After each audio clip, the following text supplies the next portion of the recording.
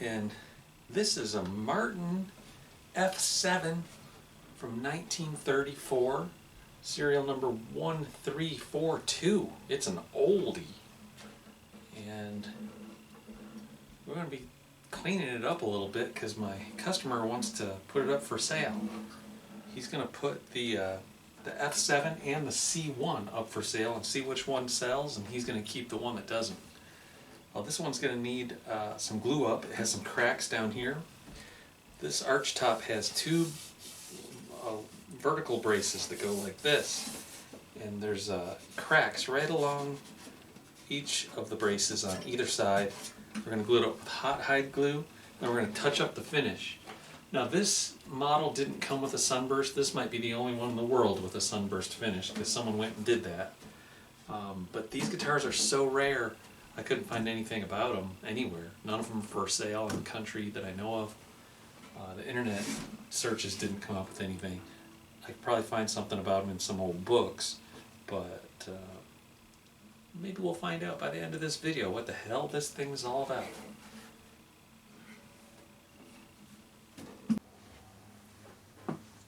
I got a bunch of cool old Martins in here right now. This one's a 1964 Singolo 16NY. This one I bought, this is mine. I wanted a 12 fret guitar, and I found that for a good price on Reverb, so I snatched it. This one is Gladused, same as the F7, but this is the C1.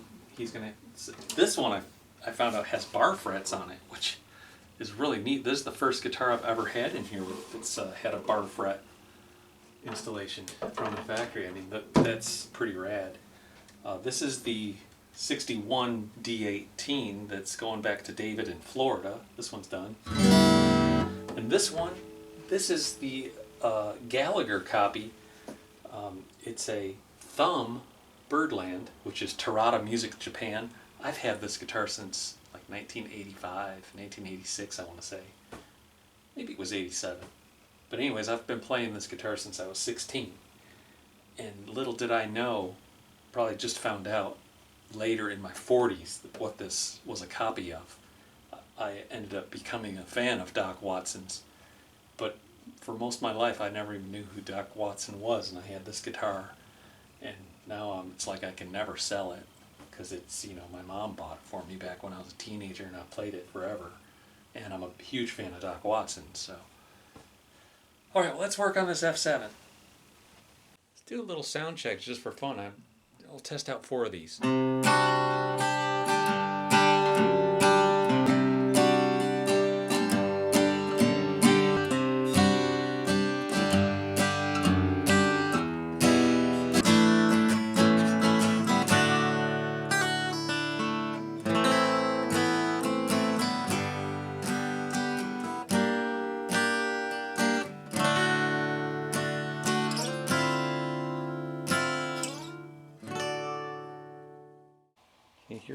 Here's one of the cracks. Here's my hot hide glue.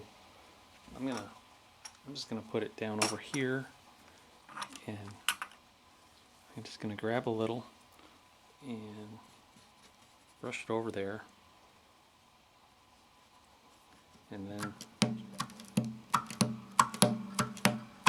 I got this suction cup thingy at Staples Office Supply.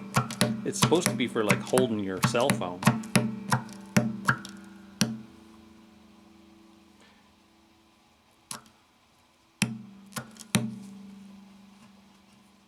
It's getting in there.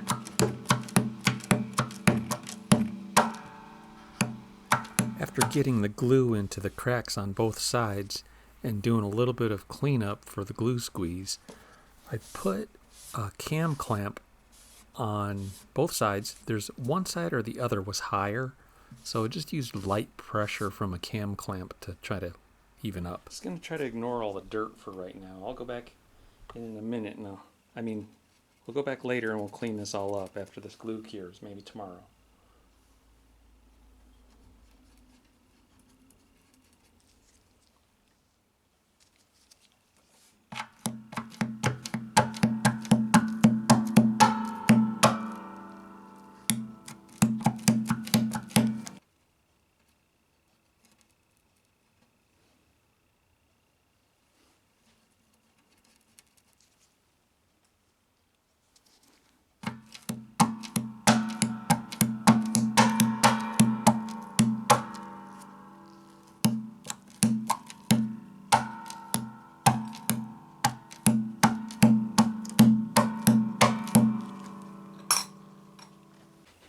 So the next morning I come in and I take naphtha and I drip it over the crack, where the crack was, and then I take the endoscope here, you can see on the screen, and get a good visual to see if the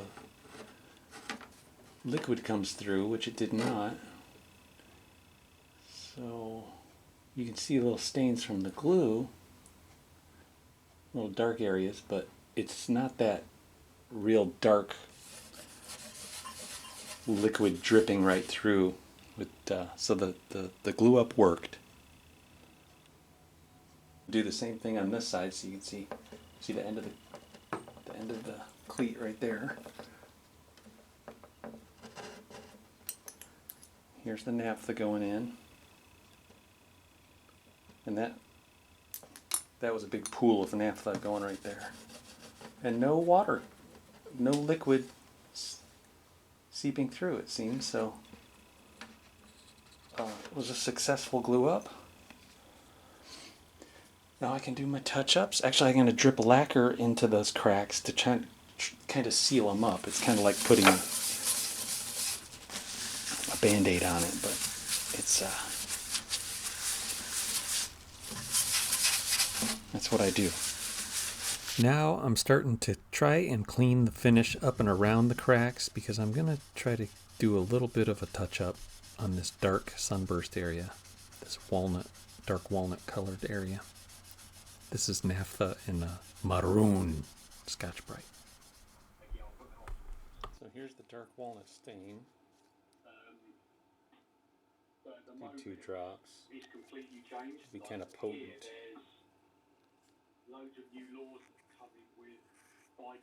The Luth group chatter in the background. Simon, he's in Kent. And then there's Mike Schramm, he's in Pennsylvania. I just mute myself sometimes and listen along. They call it a Luth-along. It's a Zoom call. And I always learn something, even if I'm not talking to someone. And then there's Ed in the shed. He's in Wales. It's kind of tucked away down the far end of West Wales. And Grace, she's in Guelph, Ontario, Canada. Robin's in Nova Scotia. Halifax.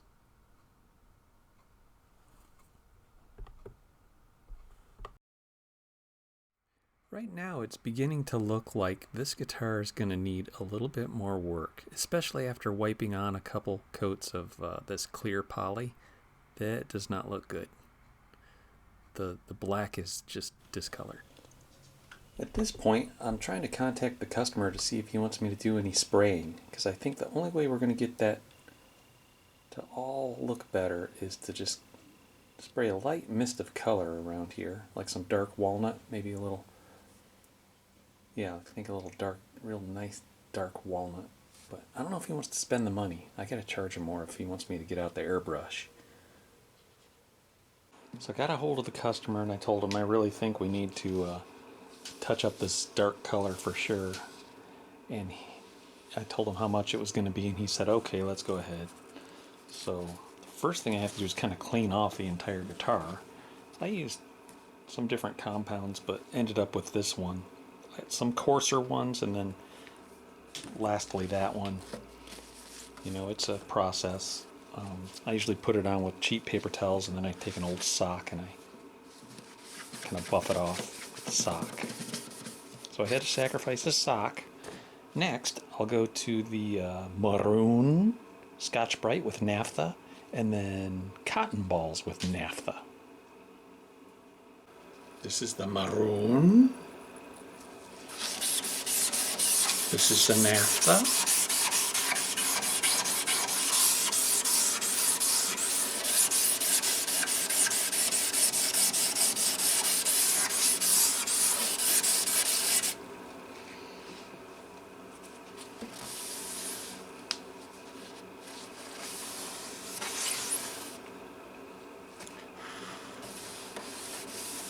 Leaves it all kind of dull looking.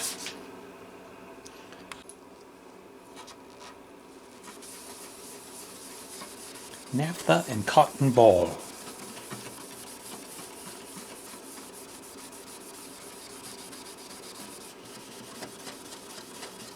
For that deep clean you've always wanted.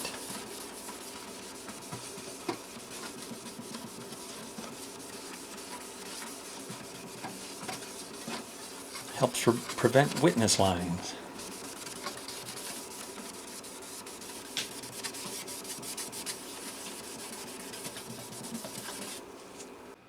I'm spraying dark walnut translucent tint with Mix-All Black, just a little bit of black opaque, and I spray it through a CO2 tank, believe it or not. It's a non-flammable gas, so it's safe to use. Sometimes it goes on kind of dusty. You can hear it.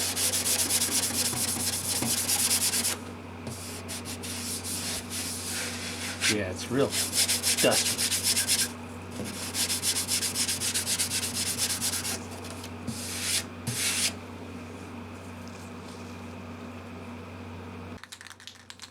Now I'm spraying on a barrier coat of clear, flat lacquer right out of the can, Mohawk. This is...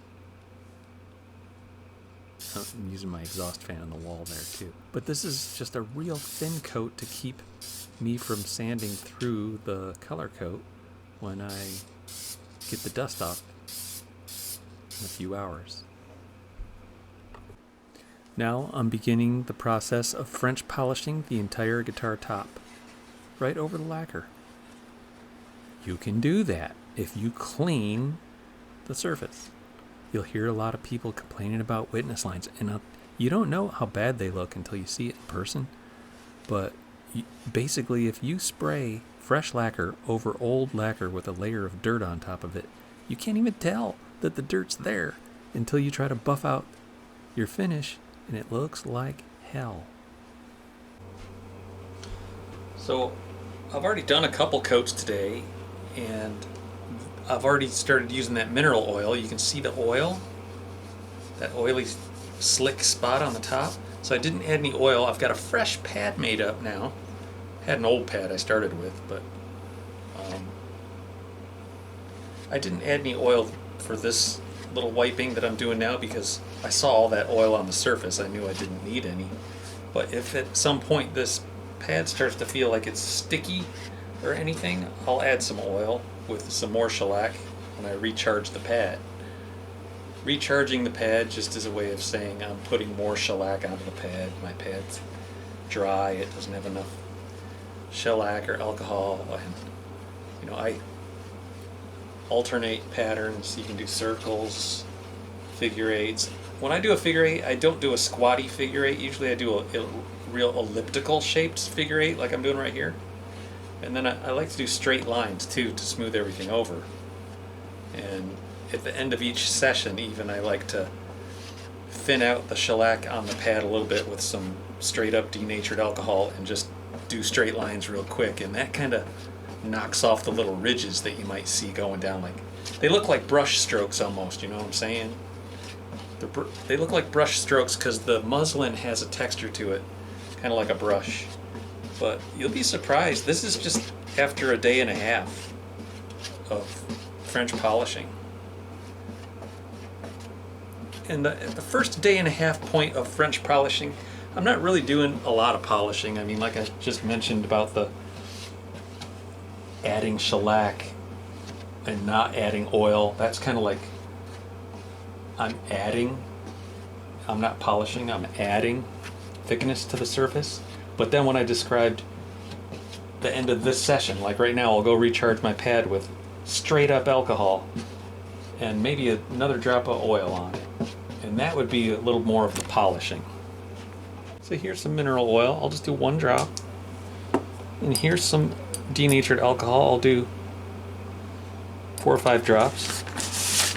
I'll also take a little of the excess off there. And then I'll do my straight lines that I was talking about. I can't really do a straight line in front of the fretboard, so I almost have to do that elliptical figure eight right there. But up here I can go straight across. And I like doing the F-hole guitars because it gives you a little spot where you don't have to go the full length right here. You got a little break on the top of the F-hole, so I like that. I can end my stroke right there. It's the next morning. I think what I might do first, before I scuff it up with the gray Scotch-Brite, is fill in this area with some glue boost. Not enough where I need to sand it smooth, but just enough to decrease the depth of the scratches. It just really stands out, this one. Okay, it's another day and another whole bunch of the same old thing. Only difference is on the third day, I switch over to a different pad with a different batch of shellac that has a tiny bit of Sanderac resin and mastic gum added into it and strained out. And the other difference is, with that, I switch from mineral oil as a lubricant to keep it from sticking, and I go to walnut oil, which is a very light drying oil, similar to like True Oil or linseed oil or drying oils. Whereas mineral oil is not a drying oil, it stays oily. It doesn't dry overnight, become hard like these. That's the only difference. And then on the fourth and fifth day, I just let it rest. I don't do any stuff. Okay, so after, like 8 coats with the Sanderac today, I return back to the mineral oil and the standard shellac, no Sanderac, just a couple drops of that. But I go kind of heavy on the alcohol. It's very diluted now. And I'm going to go just in this direction, and I'm going to go fast and light pressure. And so this is the polishing part of the whole thing. It's just real light strokes, kind of fast. And so what I'm doing is I'm smoothing everything out. This all happens on the last day, the last couple coats. I'll probably just do 3 coats like this, end the day, end the whole session like this here. So we're not really applying any thickness to it right now. We're just smoothing everything over, putting that mineral oil back on here, and that way everything will be a little less streaky when we go to buff it out. You can see that it looks really nice. After a few days of having it sit around and harden, it's time to get all of the mineral oil up off the surface of this shellac before I can buff it out. I learned the hard way that this is a very necessary step. If you try to polish out French polish with the oil left on there, it becomes like chewing gum stuck on your finish. Like in different spots, you'll get little wads of chewing gum. It seems exactly like chewing gum. It's really hard to remove. But getting this oil off the surface, what I'm doing is I'm scuffing it up with mineral spirits in the white Scotch-Brite pad. And then I'll wipe it with paper towels. And each time I wipe it, the oil gets transferred up into the towel. So first, spirits, and then the paper towels with naphtha. I kind of chase behind I think that using the Scotch-Brite pad loosens it up a little bit, and it actually levels off those streaky marks that are left on the French polish, left in the process of French polishing. So I'm actually doing 2 things here. I'm kind of level sanding it. I'm kind of like wet sanding it, but you can't use soapy water on shellac because shellac does not like water. It's the whole reason people started using lacquer and polyurethane and things like that, is because shellac is not the most durable finish, but it is definitely one of the more beautiful finishes. And if you don't take your guitar out in the rain, or set your drink down on it, or spill your beer on it and stuff, it's perfectly fine.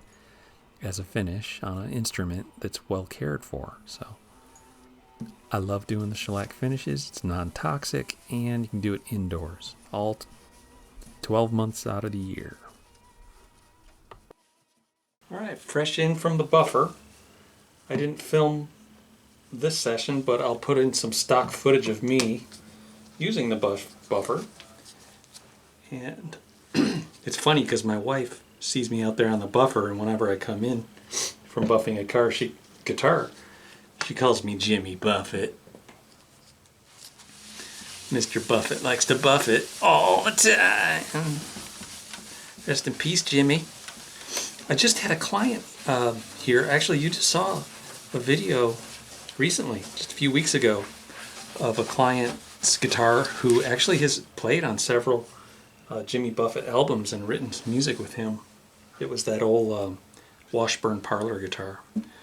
That was Will's guitar. Depending on how this buffs out, I might like to... Oh my gosh, this is beautiful. Okay, I was going to say I might like to get the drill out and go over it with the drill, but you know what? This is good enough for me. I'm just going to do this by hand, and then I'll lay down a layer of the Meguiar's Carnauba wax and string it up.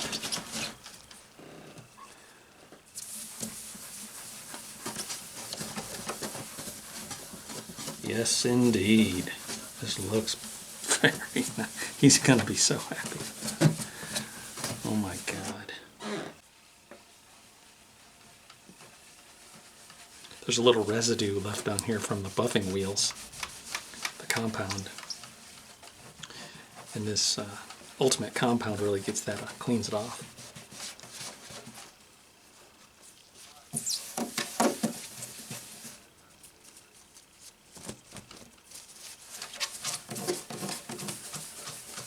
I like using these Viva paper towels because if I use whatever towels laying around the shop, it could have picked up like fret dust or steel wool lint or stuff. I'm guaranteed these are always clean and free from abrasive stuff that might scratch the finish. A couple scratches on this old guitar might look fine. Actually, I see some swirl marks and I'm thinking those look great. Now this is my Blacklight. A lot of people are worried about putting a new finish on their over top of their old lacquer, but you really can't tell for the most part. You can tell where I did the color touch-ups. These little dark lines, that's like the shellac, and this there. You can see where I dropped in that dark walnut color. Other than that, it has that hazy greenish film look to it still. Well, he should be real happy with this. I think it looks rather nice for a 1930s Martin.